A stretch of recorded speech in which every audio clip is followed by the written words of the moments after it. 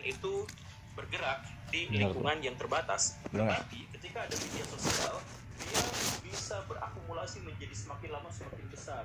Awalnya kebencian satu kecil dilontarkan kepada orang lain, orang kemudian membalas kebencian itu dengan tensi yang lebih besar, kemudian itu dibalas lagi menjadi semakin lama semakin besar, melibatkan lebih banyak orang. Jadi orang yang tidak kenal satu sama lain, orang yang tidak berpihak satu sama lain, bahkan orang yang awalnya saling menyukai dan mengidolakan, sekarang bisa saja saling menghujat dan saling membenci karena hal-hal yang sebenarnya tidak jelas, hal-hal yang sebenarnya hanya ada di dunia maya. Dunia maya, ingat tuh. Itulah yang terjadi dunia maya nih, di media sosial. Kebencian di sana ada, di sini ada, penistaan juga ada, berkembang dalam iri dengki juga ada. Tidak sampai di sana. Ada lagi juga orang-orang flexing yang memamerkan kekayaannya, menunjukkan prestasinya. Dia bangga dan senang ketika dia dilihat orang. Dia bangga dan senang ketika prestasinya diakui oleh orang lain. Tetapi dia tidak paham dan tidak tahu bahwa orang lain ngedrop ngelihat prestasinya. Orang-orang jadi hanya bisa berhayal. Orang-orang hanya bisa menceritakan bahwa dirinya kagum, tetapi tidak bisa melakukan apa-apa. Jadi ada orang yang menunjukkan hobinya ini, ada orang yang menunjukkan prestasinya itu, sedangkan yang lain hanya nonton sambil bertopang dagu dan membayangkan bahwa dirinya bisa saja seperti itu, tapi sampai sekarang tidak bisa berbuat apa-apa. Dia hanya bisa mengagumi konten kreator pujaannya tanpa bisa menyelesaikan masalah-masalahnya dan tanpa bisa mencapai kesuksesan yang sama. Dia menghasilkan iri dengki, dia tersiksa, dia menyalahkan dirinya sendiri atas ketidakmampuan untuk berkarya, dan itu semua gara-gara media sosial memberikan akses atas iri dengki itu. Makanya pada akhirnya banyak sekali konten-konten kreator yang besar, yang kuat, yang dipuja-puji begini dan begitu, pada akhirnya dijatuhkan dengan cara yang menyakitkan. Karena apa? Karena dia sudah mengakumulasi iri dengki yang disebarkannya melalui platform media sosial. Lagi-lagi media sosial. Lagi-lagi media sosial menjadi tempat orang-orang pamer aurat demi mendapatkan cuan, pamer bokong biar dapat pengakuan, pamer ketek biar ditawari tunjangan. Kadang dia dapat, kadang tidak. Hidup itu susah, ditambah media sosial, hidup bahkan jauh lebih susah lagi. Kadang sudah tidak mendapatkan apa-apa, malah dicampakkan, dibully, dihujat, dijelek-jelekan seperti sampah. Tuh. Tapi luar biasanya adalah bahkan orang yang tidak ada kaitannya dengan transaksi binal itu pun bisa melihat, bisa mengakses informasi-informasi cabul dan vulgar secara terbuka di media sosial. Jadi ada orang yang berusaha untuk menjajakan dirinya, bisa saja dapat, bisa saja tidak. Tetapi bahwa dirinya dijajakan kepada orang lain di tempat umum bisa diakses oleh orang lain, yang juga pada akhirnya turut menciptakan fantasi-fantasi yang tidak jelas dan turut merecoki pikiran dan visi misi dari seseorang, sampai visi misi seseorang itu bisa saja hancur di masa depan. Media sosial itu adalah keranjang sampah, semuanya ada di sini. Tapi ada manfaatnya, sama seperti tempat sampah. Dan luar biasanya apa? Besarnya pengaruh buruk media sosial sampai tidak bisa diimbangi, tidak bisa diantisipasi, dan tidak bisa diadaptasikan bahkan oleh negara-negara paling maju di seluruh dunia. Setelah banyak penelitian bahwa media sosial itu merusak moral, merusak mental, merusak intelektual, merusak kehidupan sosial, tetapi tidak ada sampai sejauh ini ilmuwan yang bisa menentukan bagaimana solusi atas masalah ini. Media sosial itu adalah bagian dari perkembangan zaman, tidak mungkin bisa dihentikan. Tetapi bagaimana cara mengantisipasi sisi buruknya? Tidak ada, sampai sejauh ini tidak ada yang bisa mengatasinya. Negara-negara besar, negara-negara maju bahkan tidak bisa mengatasi masalah ini. Amerika Serikat memutuskan untuk memboikot TikTok. Cina membatasi akses terhadapnya. Finlandia memaksa anak-anak sekolah untuk tidak memiliki akun media sosial. Bahkan di Australia sudah ada hukumnya bahwa anak-anak di bawah 16 tahun tidak boleh memiliki media sosial. Negara-negara besar itu, negara-negara maju itu tahu dampak buruknya, tetapi mereka hanya bisa memblok, sama seperti negara-negara berkembang, karena ketidakmampuan mereka dan ketidakpahaman mereka untuk menghadapi salah satu bencana besar di dunia modern, media sosial. Nah, lalu kalau di negara maju saja monster keranjang sampah ini bisa semengerikan itu, lalu bagaimana dengan negara kita? Alhamdulillah, tidak banyak hal yang bisa dilakukan pemerintah sampai sejauh ini. Jangankan berpikir untuk berhadapan dengan sisi buruk media sosial. Kementerian sibuk mengurusi pinjol dan judol yang gak selesai-selesai. Berhadapan dengan sebuah mafia yang sebenarnya menjadi karyawan di balik-balik pintu dari kementerian sendiri. Ya, begitulah.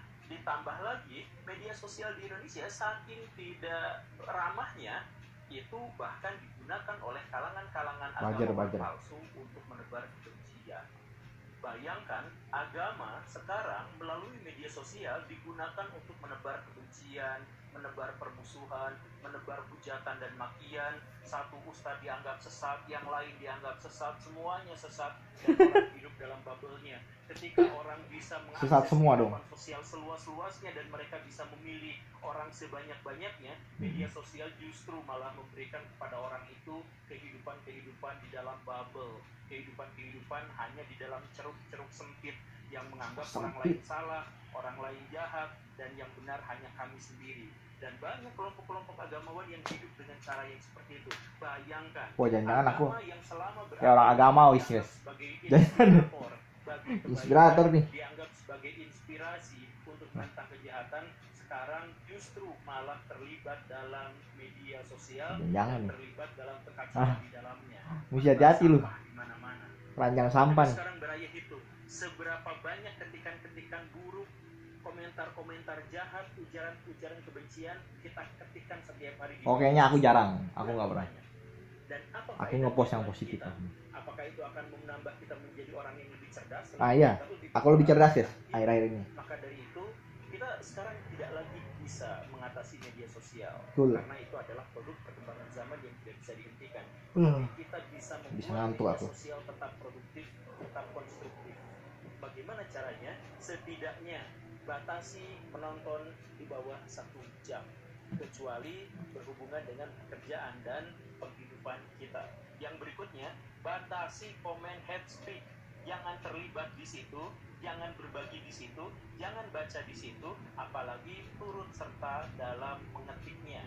Kemudian berdisiplinlah, menjadikan medsos hanya sekedar sarana mengenal dunia, mendapat ilmu pengetahuan, menambah kesadaran, dan mencegah kebosanan, tapi hanya pada bagian itu sajalah, sisanya abaikan. Kemudian jadikan medsos sebagai penghiburan yang kita butuhkan sewaktu-waktu saja. Jangan pernah nyandu, jangan pernah terlibat secara intensif, dan ajak orang-orang juga untuk bermedsos secara sehat. Itulah saran dari saya, karena sejujurnya ini adalah salah satu bencana yang sampai sekarang belum bisa diatasi, bahkan oleh para ilmuwan paling jenius di dunia sekalipun. Karena apa? Karena ini berhubungan dengan akses ekonomi yang besar.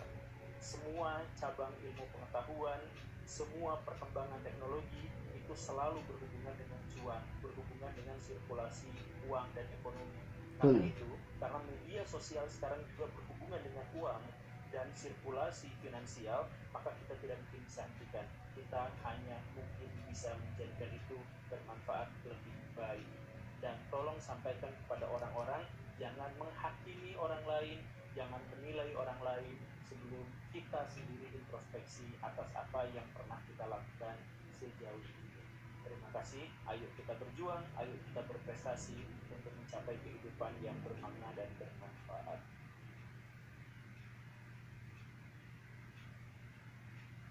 Agus lu kesian.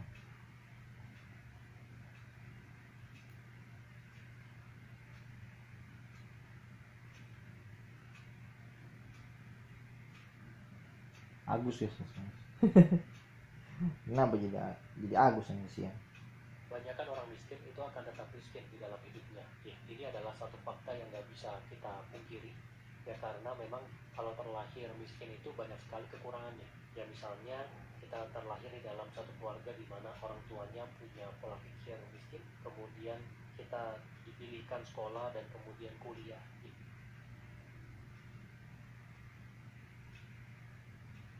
Kenapa nih kawan?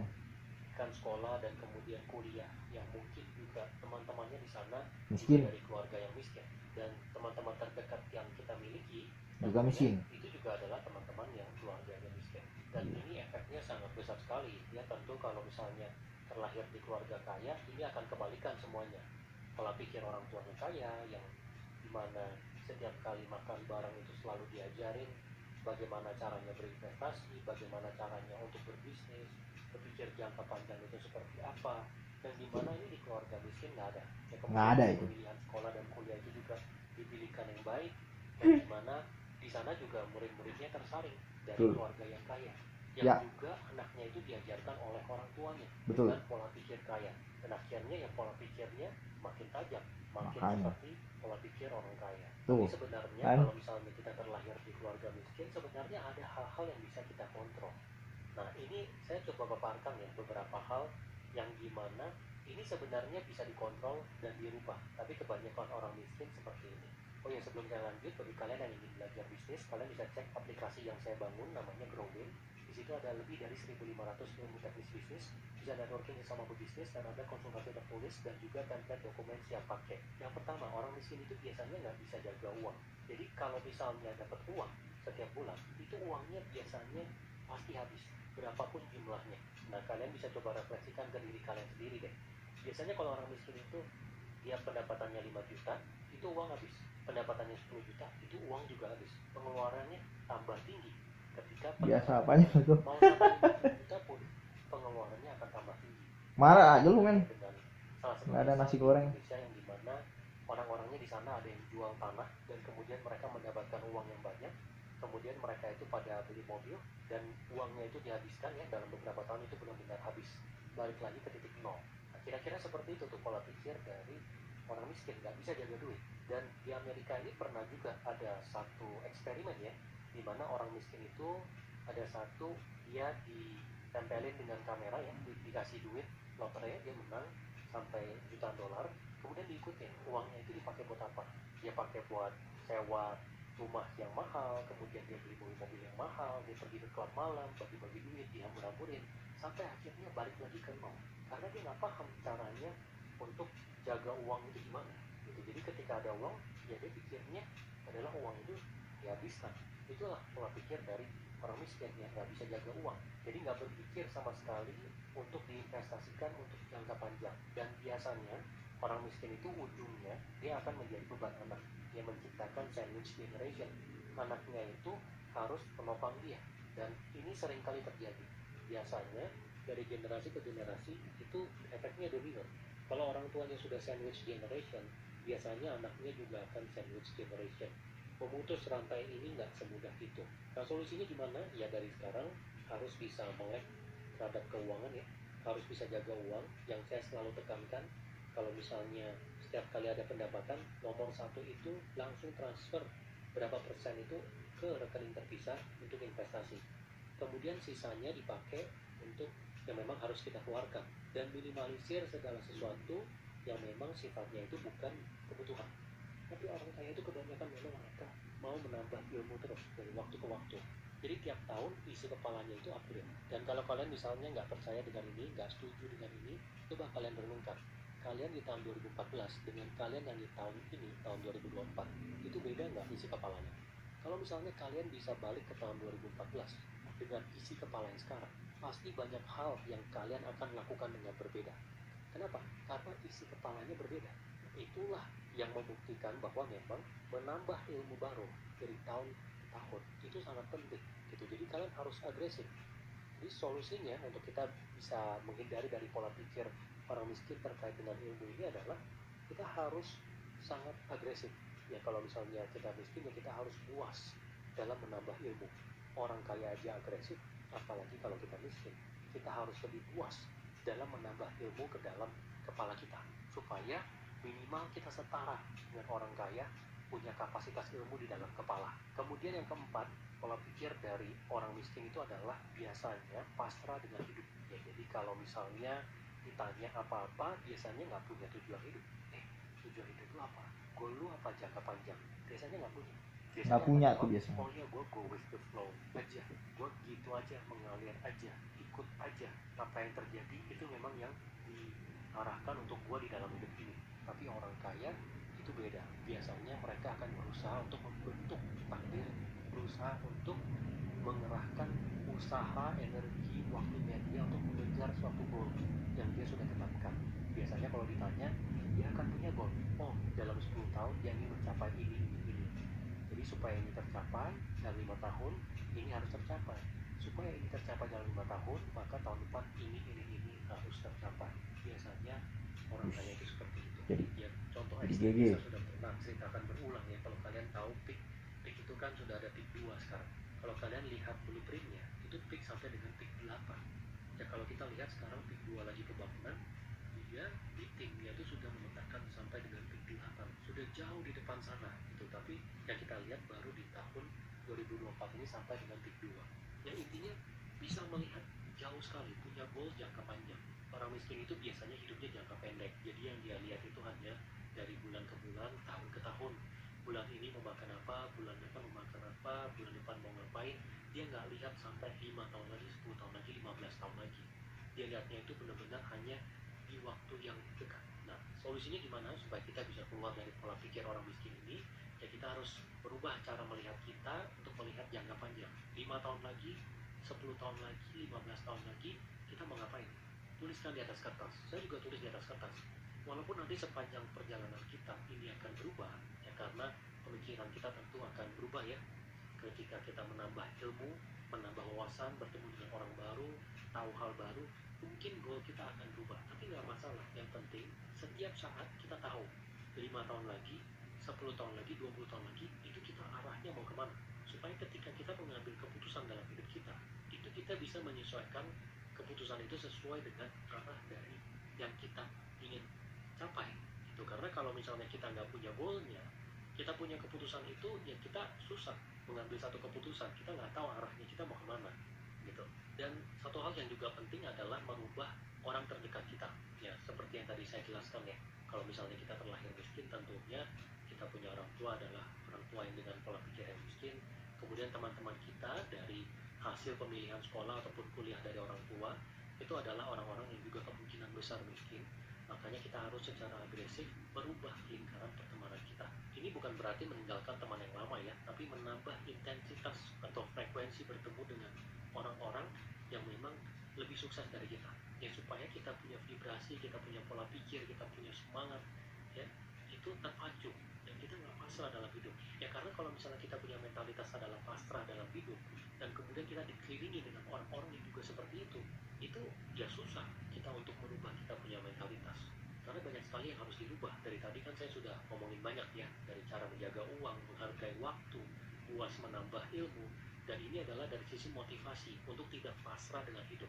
Ya makanya orang terdekat itu harus kita pilih dengan baik, karena ini punya imbas yang sangat besar. Nah, jadi kira-kira itu ya. Semoga kalian semua di sini nggak cuma hanya mencatat, tapi juga mengeksekusi apa yang tadi saya ceritakan supaya nanti hidup kalian juga bisa berubah dan kalian menjadi kaya dalam hidup. Semoga membantu ya.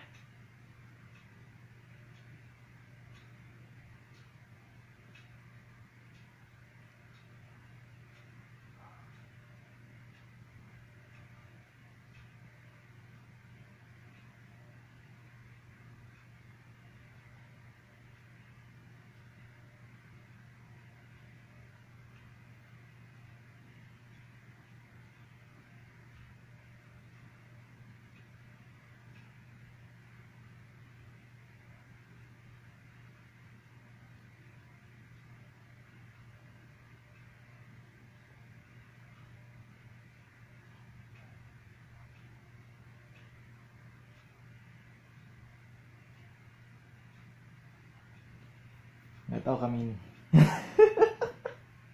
Udah dijelasin panjang kali lebar sama dengan tinggi. Dibunuh developer sendiri, kenapa begini? Sangat ribet, menghapus semua gamenya. Oh kenapa ya? Kami juga bingung sebenarnya.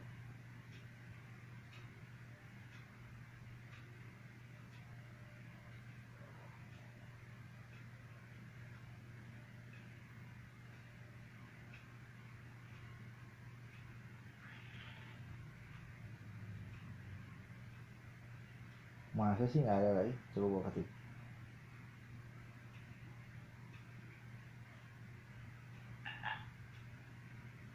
Balik ke zaman gimana industri mobile gaming memang sedang berada di masa keemasannya. Game Angry Birds sudah pasti tidak bisa dilupakan juga karena merupakan game mobile nomor 1 di App Store ataupun Play Store pada tahun emas itu. Tapi kok bisa game mobile nomor 1 pada masanya ini akhirnya dihapus dan menghilang begitu saja. Bahkan franchise-franchise lainnya pun juga sudah menghilang. Jadi inilah bagaimana Game Angry Birds dibunuh oleh developernya sendiri. Jadi selamat datang di segmen bahas game aja.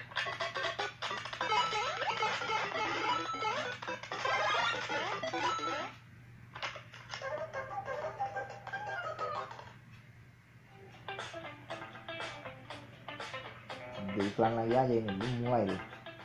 Lelah dimarahi ibu karena main game tidak berguna? Emang Hexwell adalah solusinya. Nikmati game sambil Dimulai oleh sekelompok yang berisi 3 orang dari negara Finlandia dengan nama yang sudah pasti gue susah sebutinnya. Di mana awalnya mereka hanya berpartisipasi pada sebuah game di tahun 2000-an yang disebut dengan Assembly Demo Party. Dengan game modern mereka berjudul King of Garbage World yang ternyata mereka berhasil memenangkan game-game tersebut. Lalu akhirnya game dimiliki oleh sebuah perusahaan developer game dengan nama Sanbaya. Dan dari titik inilah mereka akhirnya pede untuk memulai sebuah perusahaan gaming dengan nama Elif atau mungkin Pelot saja. Dan akhirnya berganti nama menjadi Rovio karena sudah mulai dipercaya dan mendapatkan dana dari para investor. Tapi apakah perusahaan ini akan langsung menjadi ikon industri gaming mobile? Tentu tidak. Sebelum Game Angry Birds yang kita kenal sekarang, Rovio telah merilis 51 judul game selama 6 tahun dan hasilnya itu jelek semua. Sampai akhirnya pada tahun 2009 ada guys, masih guys. yang menyelamatkan mereka. Wow. Mana Angry Birds merupakan game mobile paling populer pada masanya. Berbeda dengan sekarang yang lebih populer ke arah game RPG seperti Genshin Impact. Di mana game sekarang sedang mendapatkan update baru yaitu versi update 4.1. Di mana pada update ini Genshin Impact merilis beta baru untuk karakter Furiously Greasy is how you want to say it. This is an English surname. yang merupakan karakter bintang 5 Blood Element Kaio.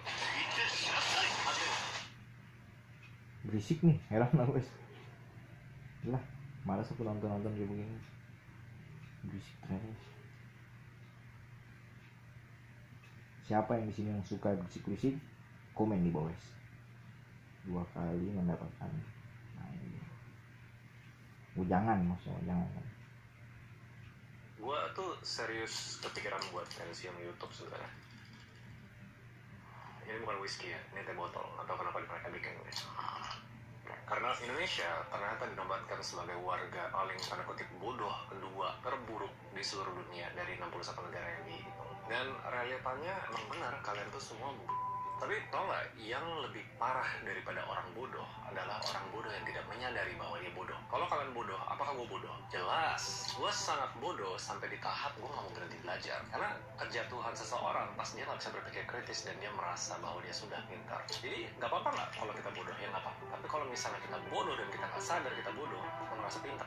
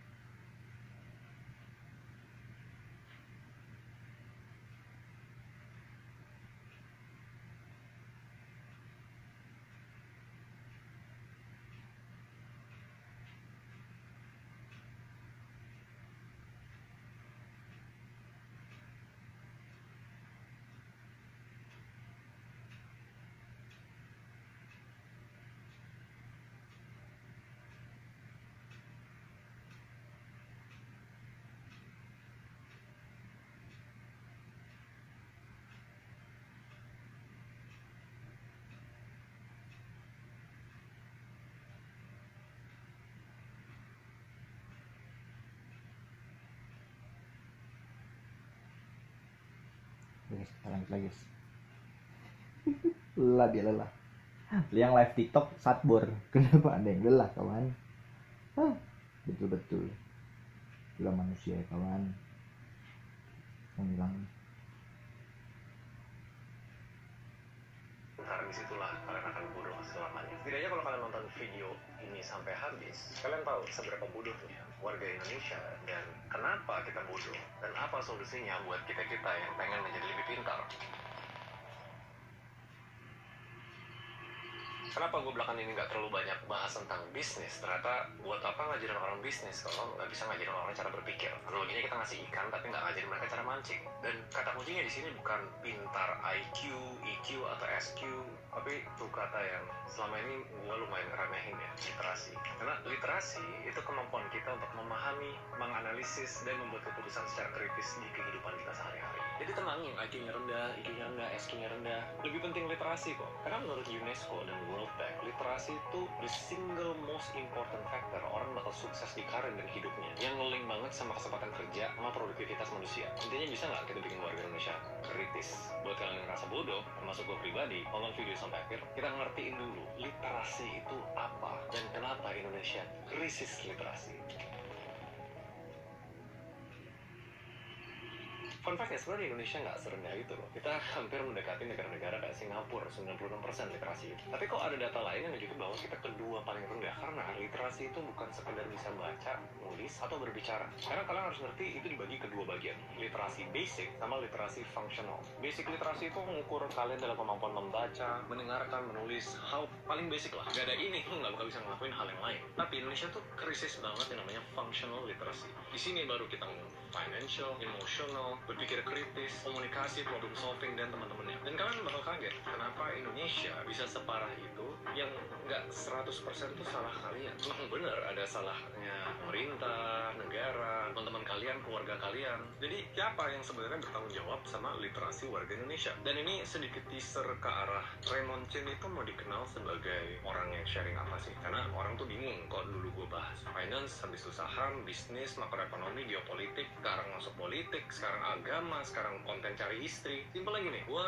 di sini akan memegang pertanggungjawaban sedikit lebih besar. Satu, menyadarkan orang bodoh bahwa mereka bodoh. Kedua, gimana cara meningkatkan literasi berpikir di Indonesia. Lantas siapa yang sebenarnya bertanggung jawab kalau Indonesia literasinya rendah? Sebenarnya pas dari zaman kita merdeka, kita tuh nggak bisa dibilang 100% bobrok pendidikannya. Nggak bisa gitu juga. Karena dari zaman Belanda, kita tuh sebenarnya udah terbuka soal literasi. Apalagi di Ibu R.A. Kartini yang notabene hobi banget baca buku. Padahal dulu perempuan tuh dilarang membaca buku. Sampai kata pepatah muncul, buku adalah jendela dunia. Dan dulu buku tuh dijadiin jendela buat perempuan-perempuan biar mereka nggak tanda kutip diperbudak. Sampai merdeka dan eranya Pak Soekarno, dia tuh nggak berperang dengan pistol dan pisau. Perangnya adalah melalui buku dan pena. Sampai bisa ngeberantas segitu banyak orang yang buta huruf di belasan ribu tempat di Indonesia. Dan di awal bagus, tapi gue nggak setuju sama paradigmanya kalau di Indonesia membaca adalah hobi. Padahal harusnya membaca adalah kewajiban seorang manusia. Karena asal usul kita belajar literasi itu dari beberapa tempat. Yang paling gede sebenarnya pas kita lahir itu dari keluarga. Cara orang tua kita ngedidik dari lahir, hobi atau habit membaca, anaknya nggak selalu dipupukin terus, diajarin kenapa hal ini terjadi. Makanya kayak sebenarnya development mayoritas manusia itu gedenya pas dia pas kecil. Terus dari rumah kita pindah ke rumah kedua yaitu sekolah. Baru di sini karakter kita dibangun disiplin, mengikuti aturan, mengasah literasi basic lah, membaca, menulis, mendengarkan. Dan menurut gue di sini udah ada salah gedenya, nanti gue bakal cerita. Yang ketiga itu di community. Ini lingkungan kerja, pertemanan, geng-geng kalian, organisasi. Di sini tempat kalian benar-benar belajar. Harusnya lebih banyak functional literasi dibanding basic literasi. Cuma memang andil paling gedenya adalah di kalian sendiri, yaitu individuals. Kita orang paling gede yang bertanggung jawab sama literasi kita sendiri. Dan rendahnya literasi inilah yang bikin kenapa netizen kalau kalian baca komen di sosmed kadang bikin nggak habis pikir, mereka nggak bisa cari kerja, harus disuapin terus. Dan gue yakin kalian sendiri korban dari apa yang membuat literasi Indonesia rendah. Ini kenapa Indonesia punya kebobrokan dalam level cara berpikir. Poin 1 itu memang yang levelnya struktural, itu kemiskinan, gizi, bahkan menurut gua agama at some point. Hal-hal yang kita udah pasang tembok di kepala kita nggak mau explore untuk berpikir karena kita sudah dibilang ya udah gini caranya. Deh lu nggak punya duit, lu ngapain belajar? Agama suruh kayak gini, udah lu nggak usah berpikir. Padahal gue juga belajar dari Ustaz Felix bahwa Islam pun ada ratusan ayat yang mengajarin kita untuk berpikir. Itu tugasnya para nabi, gimana cara meningkatkan taraf berpikir umatnya. Tapi kan banyak orang Indonesia tuh belum nyampe sana, melakukan sesuatu secara mentah-mentah atau buta-buta. Kenapa? Soalnya lanjut ke poin kedua yang terjadi dari zaman kita sekolah, bahkan dari zaman kita dibidik di keluarga, yaitu budaya takut salah. Dan ini gue bisa 1 jam ngomongin tentang ini. Jadi so fucked bahwa di Indonesia itu punya culture jangan melakukan kesalahan. Itu stupid menurut gue, kebodohan yang sangat amat hakikinya maksimal. Gue tuh cuma bisa belajar paling banyak dari kesalahan-kesalahan yang lu buat. Kalau lu ngelakuin sesuatu yang benar, ya udah ini benar, oke. Tapi kalau lu salah sampai kehilangan 100 juta gitu misalnya, itu berapa lu bakal cari tahu gimana caranya gue ngelakuin kesalahan itu lagi. Kesalahan tuh memang tetap harus diukur. Jangan malah kita semena-mena nyolong itu salah, oh karena Horaemon suruh orang melakukan kesalahan. Tapi lebih ke kita lebih berani ambil resiko. Kalau gagal nggak apa. Dan setiap resiko kan kita harus analisa dulu. Misalnya coba deketin cewek nih, aduh kalau ditolak gimana, aduh mendingan gak usah deketin deh. Cobain bisnis baru, aduh kalau gagal gimana, jadi gak usah mulai bikinnya. Karena kemungkinan besar kalian pasti ditolak atau gagal. Tapi belajarlah untuk melakukan kesalahan. Dan poin ketiga, salah satu yang menurut gue penting banget, Indonesia itu dibanjiri sama yang namanya instant dan fun. Dulu tuh zaman-zaman siaran TV itu banyak western culture ya. Walaupun nggak senasionalis itu, tapi banyak banget dari entertainment, media, komedi, musik yang ke-influence sama barat. Itu tuh ngajarin kita untuk berpikir. Ada plottingnya, ada karakternya, developmentnya. Zaman sekarang pas ya kalau kita lihat sinetron Indonesia ya, apa yang mesti dipelajari di sana selain dari keren aja lihat dramanya. Sekarang tinggal scrolling pakai jempol, lucu, haha, lewat 5 detik scroll lagi. Sekarang semuanya serba instan, kita butuh sesuatu dan langsung ada jawabannya. Kita nggak bakal berpikir kenapa kita harus punya jawaban ini. Jadi ada level kecanduan teknologi dan memang infrastruktur Indonesia yang bikin kita otaknya tuh pengen cari jalan paling cepat. Salah nggak? Sebenarnya nggak salah. Ikutin semua shortcut, semuanya instan, tapi kita nggak bertanya kenapa. Apakah ini cara terbaik? Apakah ini cara paling sustainable? Kenapa ini bisa instan? Sebenarnya budaya itu loh, kritis tuh artinya apa? Untuk bikin warga Indonesia tidak bodoh adalah menyadari bahwa dia bodoh dan mulai bertanya pertanyaan why. Itu kuncinya literasi. Dan makanya banyak banget dari konten-konten gue sekarang, karena gue tahu beberapa literasi Indonesia adalah mengajarkan kalian berpikir kenapa. Walaupun ada sesuatu yang benar atau salah boleh terjadi nih di Indonesia, kita tetap berhak untuk bertanya kenapa. Digali, penasaran lah untuk cari tahu itu. Itu baru pelan-pelan ngasih kita otaknya untuk lebih kritis. Orang lain bakal bilangnya skeptis ya, semua kan dipertanyain ke kayak pesimis itu. Enggak, itu sebenarnya lu sebagai realis, ya karena lu bisa menjadi kontrarian, itu nggak apa-apa. Karena itu ngasah cara kita berpikir. Pas kita udah bisa berpikir, semuanya jadi jauh lebih gampang, belajar jadi jauh lebih cepat, dan kalian jauh lebih kritis. Indonesia jadi jauh lebih maju. Lantas solusinya apa buat kalian yang nonton sampai akhir? Kalau kalian udah setidaknya sedikit menyadari apa trigger yang bikin orang Indonesia bodoh, dan sadar diri juga lah, kita memang generasi instan yang gak suka mempertanyakan banyak hal. Instan konsumsi, instan respon, maki orang. Dan ternyata solusi ini udah dilakuin sama negara yang dulu pendidikannya sama-sama bobrok lah. Kalau kita kedua dari paling belakang, Vietnam itu kedua dari paling depan. Vietnam bro, ini solusi buat kalian lebih pintar. Jadi sebenarnya berkaca dari negara Vietnam, negara dengan literasi tertinggi kedua se-ASEAN. Simpelnya ya waktu itu pemerintah investasi ke pendidikan. Itu kalau dari aspek kenegaraan, tingkat dasar digratisin, semua anak dan gak terbatas status ekonomi wajib untuk belajar. Dan karena sekolah itu tempat kedua di mana kita ekspos soal literasi, itu diinvest gila-gilaan, ngedorong literasi. Contohnya kayak ada ruang buat membaca, event-event kayak diskusi buku, dan kunci paling simpelnya sebenarnya memanusiakan guru. Guru tuh nggak ada yang gajinya di bawah roti 400.000. Dan memang karena pendidikan basic kita paling gede di guru, ya kita harus pilih sekolah yang tepat. Lebih tepatnya sekolah yang memiliki guru yang tepat. Cuma kayaknya video ini bakal panjangan kalau gua bahas terlalu detail. Nanti kalian komen di bawah aja mana yang mau detail lagi. Di luar dari keluarga, nanti kalau kalian jadi orang tua, jangan selalu pupukin atau kasih substan solusi ke anak. Ajarin mereka cara berpikir, bikin mereka banyak bertanya. Jangan marahin kalau mereka bertanya, jangan marahin kalau mereka gagal. Simple aja, why? Kenapa hal itu terjadi? Kenapa gagal? Kenapa lu gak suka gini? Kenapa lu suka itu? Banyakin pertanyaan why. Layaknya seorang filsuf yang semua ditanyain why. Tapi kalau filsuf menurut gua agak ekstrim ya, cuma mikir why tapi gak ngelakuin sesuatu. Dan mungkin poin gedenya juga dari 4 trigger itu ya, komunitas sama individual. Pilihlah circle-circle yang kelihatannya nggak cuma dumb fun, yang kalau pembicaraannya itu tuh mempertanyakan hal-hal yang terjadi dalam hidup. Bertanya dulu, itu fokus fokusnya. Dan lu sebagai individual, apakah harus memaksakan diri untuk baca? Jawabannya sebenarnya iya. Tapi kalau kita memaksakan diri terus dan kita nggak suka, makanya itu yang bikin orang lama-lama nggak suka baca.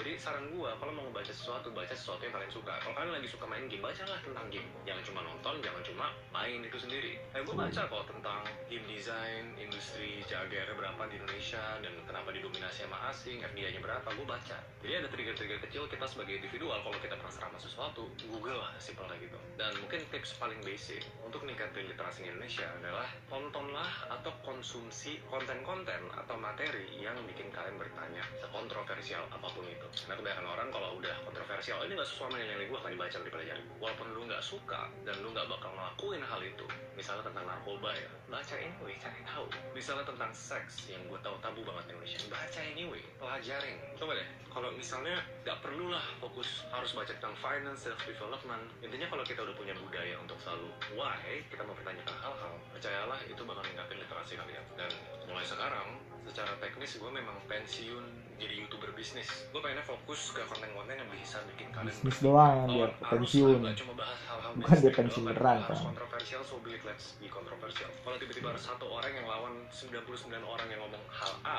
yaudah jadilah kontrarian, kita bahas hal B. Kalau emang bisnis ternyata sesuatu yang bikin kalian bisa berpikir, dan kita bahas bisnis. Jadi itulah, semoga direction baru dari konten-konten gue yang bukan YouTuber bisnis lagi sebenarnya bisa bikin kalian lebih tajam pikirannya. Nah, kalau kalian suka tipe-tipe diskusi kayak gue sama Ustadz Felix, yang menurut gue sama-sama pemikir ya, nanti gue bakal lebih banyak mengundang tanda kutip pakar-pakar lain pakai judul belajar. Tapi sebenarnya kalian pelajarin itu bukan isinya, tapi cara berpikirnya. You guys, Raymond udah bukan YouTuber bisnis lagi, tapi gue sebagai content creator / public figure yang meningkatkan literasi warga Indonesia. Kalian setuju atau enggak? Kalau enggak, monggo komen di bawah. Tapi kalau kalian ada spesifik yang kalian pengen pelajarin, kalian komen di bawah. Nanti kalau gue belum ngerti, ya kita belajar sama-sama aja. Sekarang semuanya tinggal Google, ChatGPT, lu bisa belajar. See you guys in next video. Bye-bye.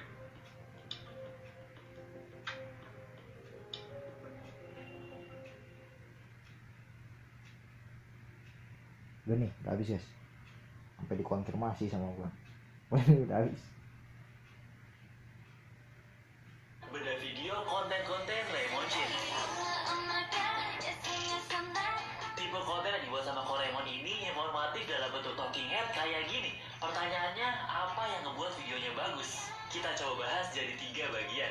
Pertama, judul videonya itu nangkep perhatian banget. Bahkan kalau kalian ikutin sampai pernah di-cancel gara-gara video resesi 2023-nya. Kedua, animasi motion grafiknya itu asik banget. Mulai dari animasi teks. Kencang banget itu suaranya. Kayak lain, replaying lain gitu kan. Lain gitu ya. Suka-suka dia aja lah. Nggak nyangka guys, aku bikin video udah 30 menit. Padahal aku dari tadi nggak ngapa-ngapain. Cowok sukses jangan menikah. Pantesan aja teman-temanku nggak ada yang nikah ya. Yang ibu maksudnya.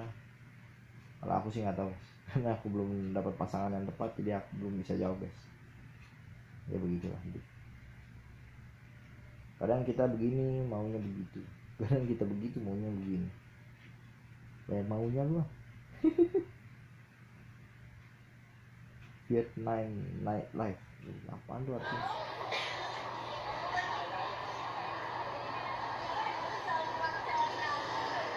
Nyari di Vietnam banyak ternyata guys. Tuh. Mana aki-aki semua kan?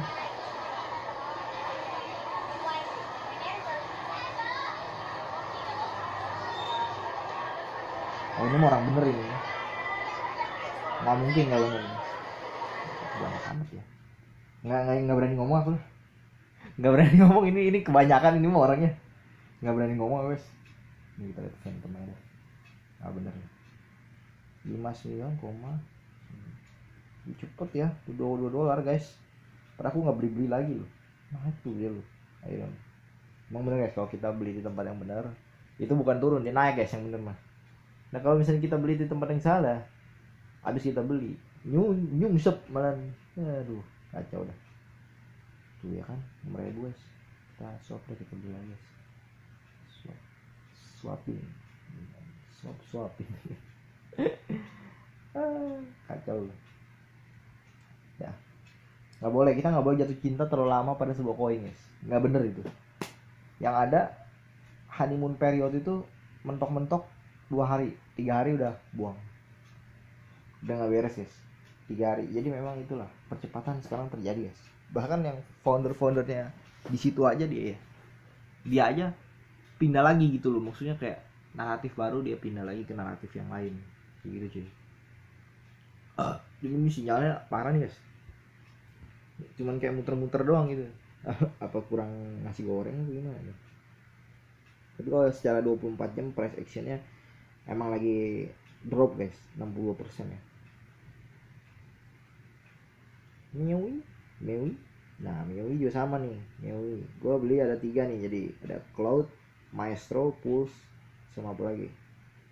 Kayaknya ini doang ya. Terus yang $2 gimana? $2 turun naik 1,8 dia cuy. Ya begitulah. Memang ini masih kecil loh. Persentasenya tuh ngantuk. Persentasenya tuh ibaratnya kayak ini kue, terus kuenya gue potong jadi super kecil gitu. Nah inilah segini aja nggak tahan uji loh ya. Apalagi lebih dari segini ngaco kali loh. Jadi aku jadi ceritanya masukin $16,2, sekarang sisa 14,86 cuy. Berarti ini bukan untung dong ya, rugi ini bandar. Tapi gak apa, ini kan hari pertama cuy. Jadi kalau hari pertama aku baru masuk, aku nggak berekspektasi apapun, karena ekspektasi itu harus dibuang. Lu pengen cepat nih untuk mendapatkan sesuatu, terus dibuang dulu gitu loh. Lu bisa BEP aja, balik modal dulu tuh udah bagus. Ibaratnya kayak buka, namanya tuh buka cabang ST pertama tuh belum tentu bisa cover satu gerobak gitu, nggak mungkin. Tapi ST ketiga, keempat, kelima pasti bisa nutup satu gerobak, tinggal ngebayar lu nya tuh. Naik lagi 15,05 cuy. Jadi dari 14,85 tadi kan, terus naik 15,05, terus 0,09 ya turun lagi. Jadi memang itu pergerakannya bener-bener se-ekstrim itu. Jadi kayak apa ya, jet coaster ya, turun naik nggak tahu aku juga guys disebutnya apa itu, pokoknya se-ekstrim itulah. Tapi kenapa aku suka yang ekstrim-ekstrim, karena memang hidupku itu ekstrim guys. Orang bisa turun di bawah banget, tapi ya kan bisa naik banget di atas sekali, bisa semua bisa terlihat tuh 15,32 cuy. Jadi ya itulah, aku nggak berharap apapun ya di sini, santai guys. Ini minusnya ada yang $62,3 nih. Nggak main-main, bikin ngantuk asli. Ngomongin minus tuh ngantuk guys asli. Nggak tahu juga kenapa ya. Mungkin sedang tidak baik-baik saja kawan. Sedang tidak baik-baik saja dia. Ya udahlah, itulah. Ya udah guys, thank you banget udah nonton video kita kali ini, karena kebetulan banget bateraiku sudah habis dan aku juga baru gunting rambut tuh. Cuman ini boplak sedikit nih di bagian sini. Boplak sedikit tapi nggak apa-apa. Aku sangat senang sekali dengan guntingan rambutku. Karena nggak boleh ya kita menjelekkan guntingan rambut kita sendiri tuh ya. Apapun yang terjadi kita harus keep optimistic. Namanya apa sih? Ya itulah, pokoknya menilai sesuatu dengan sisi baiknya. Kalau cari sisi jeleknya aku banyak banget guys, banyak banget. Buruk-buruknya mah banyak. Tapi karena aku berpikir ngapain sih kita harus berpikir yang jelek. Oh hidup ini kan jet coaster ya, kadang naik kadang turun, kadang nggak ada perubahan gitu. Tapi ya percayalah, segala sesuatu ada masanya, dan setiap masa ada orangnya, dan setiap orang ada masanya juga. Jadi apa sih, kompor gas. Jadi kuncinya adalah pakai kunci G kali ya. C A minor D minor ke G ke C lagi, A minor D minor ke G ke C lagi, A minor D minor ke C ke G lagi. Jadi kayak gitu guys. Ini agak-agak ekstrim ya. Masih bisa dalam waktu berapa menit doang si ekstrim ini. Ini emang ekstrim ya sebenarnya. 46.000%. Aku lihat volume mana nih? Kosong ini, bohong ya bang. Bikin ngantuk doang, 3 juta persen ya. Ini 3 miliar katanya, 3 miliar persen. Scam. Gak, memang dari zaman aku masih kecil aja aku udah ngeliat scam itu di saat aku sekolah guys. Kalau kalian pernah nge-scroll video aku yang waktu lagi aku masih sekolah gitu ya, aku pernah di masa itu pengen dapetin sebuah apa ya, project gitu ya, ceritanya project guys. Tapi ternyata apa yang terjadi, bukan project yang aku dapat guys, masalah yang sangat besar, yakni adalah aku hampir dituntut masuk penjara cuy, gara-gara beli barang ilegal, katanya belum masuk bea cukai gitu. Si kampret, ngapain lu jualan? Terus kalau misalkan lu bilang itu belum masuk bea cukai, kenapa lu telepon gua bisa-bisanya minta tanggung jawab? Padahal itu barang udah nyampe di lokal. Kayaknya itu aneh menurutku guys ya. Makanya dari situ aku pakai logika aku. Wah ini mah cuma mau ngerjain gua doang, si kampret bro. Udahlah aku bilang aja, Pak saya lagi di kantor polisi, Bapak mau ngobrol sama Bribtunya atau Bribka atau Brikpol, mau Brikpol. Nah ditutup langsung teleponnya. Makanya kita tuh harus pergaulannya sangat luas ya, bukannya gimana cuy. Apalagi kalian yang baru lulus SMP pengen langsung kerja aja, nggak mau sekolah lagi, udah capek katanya. Ya jujur aja ya, gua aja dari SD aja gua nggak pernah berpikir gua mau langsung kerja gitu ya kan. Mungkin bikin usaha ya kan, jatuh lagi bangun lagi, jatuh bangun, itu dibibit gitu loh. Kerjaannya tuh dibibit, jangan menyerah dulu sebelum beraksi, karena beraksi di tempat kerja itu yang dilihat bukan aksinya aja tapi etikanya juga. Lu etika lu ya parah lu ya kan, mau berharap dihargain gitu ya, susah lah gitu, susah cuy. Nah jadi aku belajar bahasa Thailand nih berapa lama ini, Malang Thai. Salah banget Malang dikap. Nah ini sih salah dikap nih, aku hampir aja lupa loh ini kadang-kadang. Ini yang mau di naikin yang mana, eskalasi namanya, eskalasi, cara eskalasi kasus di Thailand. Sampai Thailand banyak juga guys kasusnya guys. Kita ngiranya cuman apa bencong-bencong dong di sana ya, ternyata nggak juga guys. Ladyboy juga ada ya. Ladyboy maksudnya bencong tuh kawan. Itulah. Jadi ini memang channel ini mengisi tentang bagaimana kehidupannya, bukannya cuma tentang hal yang aku jalanin aja, tapi tentang ya all general of life, all general. Kita mainnya general, kita nggak main fokus-fokus. General yang mendisruption beberapa bagian dalam kurun waktu tertentu. Serem nih kawan. Ya begitupun di rumah nenekku ini guys ya. Zaman dulu tuh aku waktu daerah sini masih rawan gitu ya, pernah dimasukin maling guys rumah nenekku guys. Nah itu malingnya tidur di tempat ini guys. Kocaknya habis dia ngerokok dia buang di situ. Mana masih nyala lagi. Kalau kebakar nih repot juga nih. Aduh, aku buang aja langsung guys. Ya kita sadar ya kan bahwa dalam hidup ada orang-orang yang memang sengaja gitu ya melakukan sesuatu demi keuntungannya gitu guys. Tapi aku nggak masalahin sih, namanya juga hidup ya kan. Segenap hidup yang orang kasih ya, mungkin kehidupannya itu hanya untuk berpesta pora gitu. Cuman dalam sejarahnya gitu, aku pernah deket sama orang itu bapak gitu ya. Dari penciumanku mengatakan dia nih malingnya nih yang ke rumah nenekku. Nggak mungkin dong aku gebukin orangnya depan orang-orang ya kan. Ini kan aku diem aja udah, mengampuni aja. Itulah pikiran manusia yang dapat diuji. Sudah lulus dan keren banget konsep harian.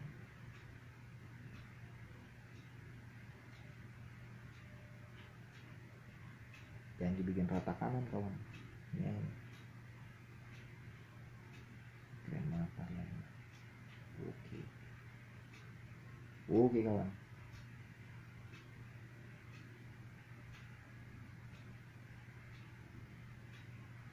Concordia Lab Day. Nah, jadi ini laboratorium, hari laboratorium sedunia mungkin ya.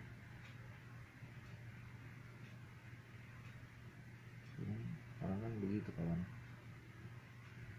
mau nyari apa lagi dia dalam hidupnya. Kalau nggak ada yang nyari nasi goreng, nasi uduk, bakwan jagung, ya itu bakwan udang kawan. Tambah bakwan udang kalau nggak mau apa lagi kawan ya gitu. Ambe rio, ambe. Hamperio. Kenapa jadi Hamperio? Bawa kemana? Apa ya? Ada kemajuan dikit walaupun dikit, yang penting ada kemajuan ya kan. Yaudah, thank you banget udah nonton video kita kali ini. Aku sambil ini guys nge-scroll nih, barangkali ada apa yang bisa kita ungkap di dalam video kita pada malam hari ini. Ini ngomong udah malam guys, berapa sih? Jam 7:11 guys tuh, 7:11 cuy ya. Jam 7:11 seru juga sih menonton, mengerjakan hal-hal yang nggak penting, melihat hal-hal yang ya seru lah, apanya yang seru. Job industry if there is a change as well, itu artinya dia senang gitu ya, menjadi manusia apa adanya. Kayak aku kan apa adanya orangnya, apa adanya aja aku, nggak ada aku ada yang apa yang nggak ada. Bisa lah kawan, seperti itu kawan. Si Hangkerio Hangkerio.